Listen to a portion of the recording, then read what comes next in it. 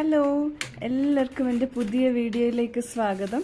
അപ്പോൾ ഇന്നത്തെ വീഡിയോയിൽ ഗോതമ്പ് പൊടി കൊണ്ട് ഒരു ബ്രെഡ് ഉണ്ടാക്കുന്നുണ്ട്. എന്നിട്ട് പിന്നെ ഒരു ബോംബെ സാൻഡ്വിച്ചും ഉണ്ടാക്കുന്നുണ്ട്.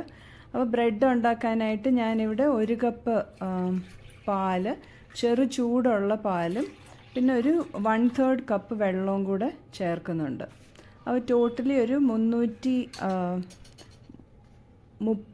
ml വെള്ളം.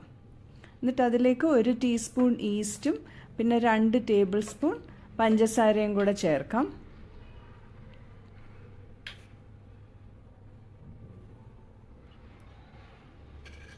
എന്നിട്ട് അതൊന്ന് ഇളക്കിയിട്ട്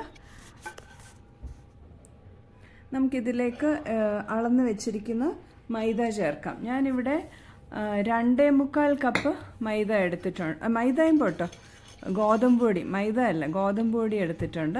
അപ്പോൾ 2.25 കപ്പ് ഞാൻ എടുത്തു. പക്ഷേ ഒരു 2.5 കപ്പ് എടുത്താൽ മതി. ഈ ഗോതമ്പ് പൊടി അനുസരിച്ച് ഈ വെള്ളത്തിൻ്റെ അളവ് വ്യത്യാസപ്പെട്ടിരിക്കും. അപ്പോൾ വെള്ളം കുറയുന്നത് ഈ ഗോതമ്പ് പൊടി കൊണ്ടുള്ള ബ്രെഡ് ഉണ്ടാക്കുമ്പം അത്ര ശരിയല്ല. അപ്പോൾ ബ്രെഡ് ശരിയായിട്ട് വരത്തില്ല. അപ്പോൾ ഞാനിപ്പോൾ ഇവിടെ 2.25 കപ്പ് പൊടി എടുത്തായിരുന്നു. അപ്പോൾ ഒരു 2.5 കപ്പ് പൊടിയും പിന്നെ 1 ടീസ്പൂൺ ഉപ്പിട്ടു. ഇപ്പോൾ 1 ടീസ്പൂൺ ഉപ്പും കൂടി ഇട്ട് നമുക്കൊന്ന് നന്നായിട്ട് കുഴച്ച് വെക്കാം.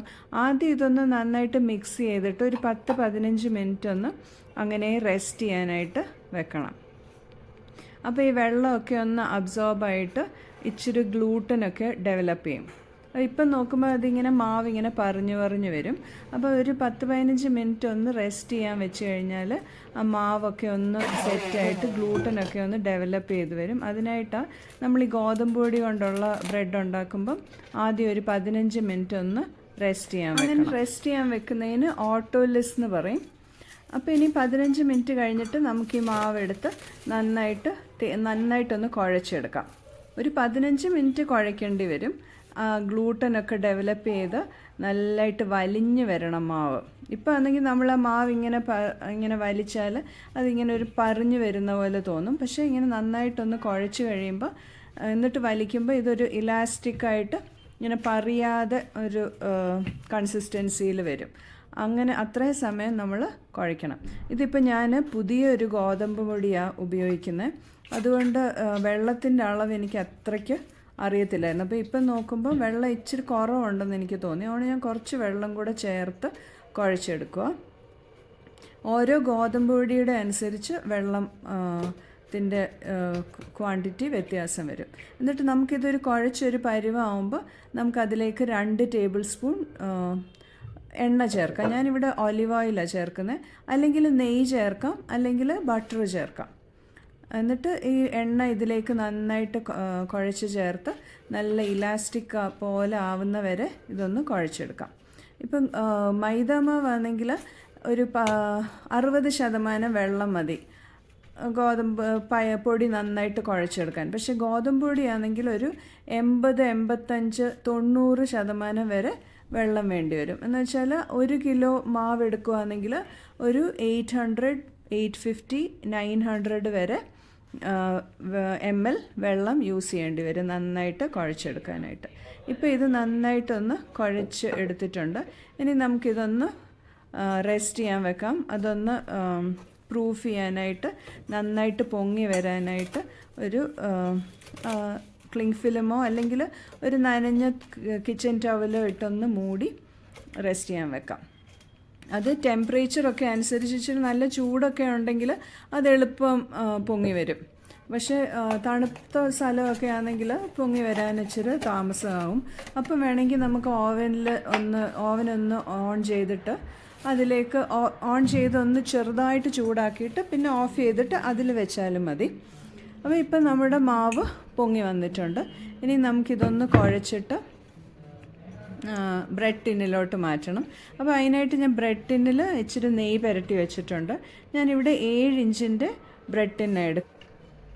അതിനായിട്ട് മാവൊന്ന് നന്നായിട്ട് ഒന്ന് പരത്തിയെടുക്കാം.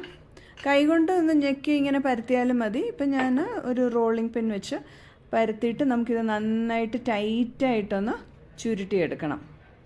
എന്നിട്ട് സൈഡൊക്കെ ഒന്ന് പിഞ്ച് ചെയ്ത് കൊടുത്ത് നന്നായിട്ട് ചുരുട്ടി അറ്റവും നല്ലപോലെ ഒന്ന് പിഞ്ച് ചെയ്ത് കൊടുക്കണം. എൻ്റെ റിയാൻസ ബേക്സ് എന്ന് പറഞ്ഞ ചാനലിൽ ഇഷ്ടം പോലെ ബ്രെഡ്സിൻ്റെ റെസിപ്പീസ് ഞാൻ ഇട്ടിട്ടുണ്ട്. ഗോതമ്പ് പൊടി വെച്ചിട്ടുള്ള പല തരത്തിൽ ബ്രെഡ് ഉണ്ടാക്കാവുന്നതൊക്കെ ഇട്ടിട്ടുണ്ട്. അപ്പോൾ താല്പര്യമുണ്ടെങ്കിൽ അതൊന്ന് കണ്ടു നോക്ക്. ഞാൻ അതിൻ്റെ ലിങ്ക് താഴെ ഡിസ്ക്രിപ്ഷനിൽ ഇട്ടേക്കാം. ഇനിയിപ്പം നമുക്ക് ഇത് നന്നായിട്ടൊന്ന് പ്രസ് ചെയ്ത് ഈ ടിന്നിനകത്ത് വെച്ചിട്ട് പിന്നെ ഇതൊന്ന് ഡബിളായിട്ട് പൊങ്ങുന്ന വരെ ഒന്ന് മാറ്റി വെക്കാം. ഇതിപ്പോൾ ഡബിളായിട്ട് പൊങ്ങി വന്നിട്ടുണ്ട്. ഞാനിപ്പോൾ അടുപ്പയിൽ ബേക്ക് ചെയ്യുന്നത്. അതിനായിട്ട് പാത്രത്തിൽ ഉപ്പിട്ടിട്ട് ചൂടാക്കാൻ വെച്ചിട്ടുണ്ടായിരുന്നു. ഒരു 10 മിനിറ്റ് ചൂടാക്കാൻ വെച്ചു. നല്ല ഹൈ ഫ്ലെയിമിൽ തന്നെ ചൂടാക്കാൻ വെച്ചു. എന്നിട്ട് നമുക്ക് ഈ ബ്രെഡ് അതിനകത്തോട്ട് വെച്ചിട്ട് ബേക്ക് ചെയ്യാം. എനിക്ക് അടുപ്പയിൽ ഒരു 35 മിനിറ്റാണ് എടുത്തത്. ഓവനിലാണെങ്കിൽ 200 ഡിഗ്രി സെൽഷ്യസിൽ 35 to 40 മിനിറ്റ്സ് ബേക്ക് ചെയ്യണം. പിന്നെ ഓരോ ഓവൻ്റെ അനുസരിച്ച് ചെറിയ വ്യത്യാസങ്ങൾ അങ്ങോട്ടും ഇങ്ങോട്ടും വരും. ഇപ്പം ഈ സ്റ്റൗ ടോപ്പിൽ ബേക്ക് ചെയ്യുമ്പോൾ ഉപ്പിട്ടിട്ട് തന്നെ ബേക്ക് ചെയ്യണം. എന്താ വെച്ചാൽ ഉപ്പിടുമ്പോഴാണ് നന്നായിട്ട് ചൂട് പാത്രത്തിൽ നിൽക്കും. ഉപ്പ് ഇങ്ങനെ ചൂടായിട്ടെ. അപ്പോൾ ഇത് ബ്രെഡ് നല്ല സൂപ്പറായിട്ട് ബേക്കായിട്ട് വന്നിട്ടുണ്ട്. ഇനിയിപ്പം ഞാൻ വിചാരിച്ചു ബോംബെ സാൻഡ്വിച്ച് ഉണ്ടാക്കാമെന്ന്. എനിക്ക് എൻ്റെ ആദ്യത്തെ ജോലി ബോംബെയിലായിരുന്നു. അപ്പോൾ ഞാൻ MSc പഠിച്ചുകൊണ്ടിരിക്കുമ്പോഴാണ് എനിക്ക് ജോലി കിട്ടിയത്. അപ്പോൾ അന്ന് ബോംബെയിൽ ബാങ്കിലായിരുന്നു ജോലി. അപ്പോൾ അവിടെ ഞാൻ YWCയിലായിരുന്നു താമസിക്കുന്നത്. അന്നേരം അപ്പം നമുക്ക് അവിടെ നിന്ന് ഉച്ചയ്ക്ക് ഫുഡ് കിട്ടത്തില്ല. അപ്പോൾ ബാങ്കിൽ ബാക്കി എല്ലാവരും വീട്ടിൽ നിന്നൊക്കെ വരുന്നവർ, അപ്പോൾ അവരൊക്കെ ഫുഡ് കൊണ്ടുവരുമായിരുന്നു. അപ്പോൾ എനിക്കപ്പോൾ ഉച്ചയ്ക്ക് ഞാൻ പുറത്തിറങ്ങി എന്തെങ്കിലും കഴിക്കണം. അപ്പോൾ അവിടെ ആണെങ്കിൽ എങ്ങനെയാണെന്ന് വെച്ചാൽ ഈ സൈക്കിളിൽ ഈ സാൻഡ്വിച്ച് ഉണ്ടാക്കുന്നവർ സൈക്കിളിൽ വന്ന് സാൻഡ്വിച്ച് വിൽക്കുമായിരുന്നു. അപ്പം ഞാൻ മിക്കവാറും അതായിരുന്നു കഴിക്കുന്നത്. ആദ്യമൊക്കെ ചെന്ന സമയത്ത് ഹോട്ടലിലൊക്കെ പോകാനുള്ള മടി കൊണ്ട് അങ്ങനെ ഇറങ്ങി അത് എളുപ്പം കഴിക്കും.